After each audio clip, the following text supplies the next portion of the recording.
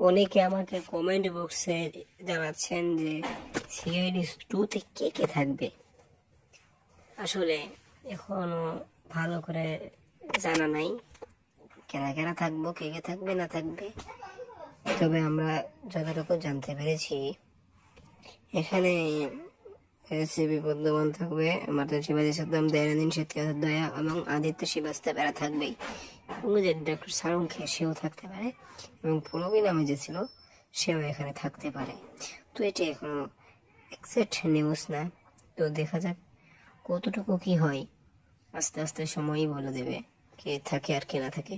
তো এসিপি, দয়া, অভিজিৎ এই 3টা শিওর থাকুন, এবং আরও নতুন নতুন কাজ দেখা যাবে হয়তো নভেম্বরে আসতেছে, এবং সম্পূর্ণ নিউজটা আমরা হয়তো নভেম্বর নাগাদ দেখতে পাবো।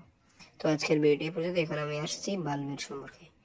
আমার এখনো চিন্তা হচ্ছে বালবীর 5-এর প্রোমো কি আজও আসবে, নাকি এমনি এমনি শুধু যাইবে। দেখা যাক, আমার টপিক এড়ে না। তারপর আপনাদের কি মনে হয় বালবীর 5-এর প্রোমো আসতে পারে? তো আজকের ভিডিওটি পর্যন্ত। ধন্যবাদ পুরো ভিডিও দেখার জন্য।